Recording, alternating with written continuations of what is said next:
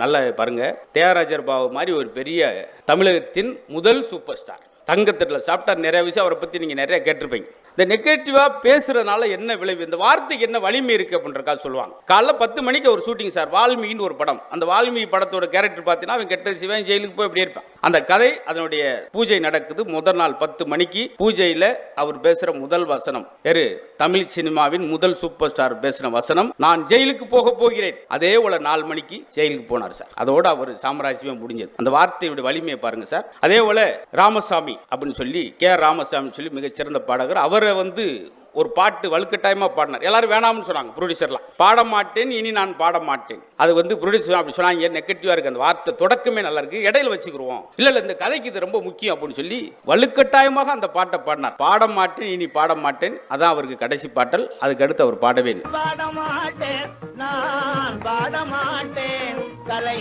பாவலர் செய்த தமிழ் பாடங்கி வேறதையும் பாட மாட்டேன், நான் பாட மாட்டேன்.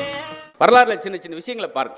டி.எம். சௌந்தரராஜன் மாதிரி பெரிய உச்சத்தில் இருந்த பாடகர் யாரும் கிடையாது. அவர் ஒருதலை ராகத்தில் அவர் பாடினது என்கதை முடியும் நேரம் மீது நான் ஒரு ராசியிலா ராஜா. பார்த்தீங்களா, ஒரு ஆளுடைய சோகத்தை சொல்றேன், கெக்குன்னு சேர்ச்சி விட்டுக்காரு. இதுல இருந்து என்ன தெரியுதுன்னா, மதுரமுத்து என்ன சொன்னாலும் அது ஜோக்குன்ற மாதிரி ஆயிப்போச்சு. செத்து உருண்டிருக்காரு அப்படி. சூப்பர் சார், செத்து எப்படி உருண்டிருக்கா பாருங்க. இதுதான் சார் காலம் மாற்றம். அதனால தான் அன்புக்குரிய பெற்றோர்களே, தாய் குலங்களே, உங்கள் குழந்தைகளே, நீங்கள் ஒரு கோபத்தில் கூட விளங்காமல் போயிடுவேன், நாசமாக போயிடுற வார்த்தை நீங்கள் உதிர்க்கக்கூடாது. உங்களை அறியாமல் தாயிடம் ஒரு பெரிய சக்தி இருக்குது, வார்த்தைக்கு வலிமை இருக்குது என்பதை நீங்கள் நான் வச்சுக்கிறோம்.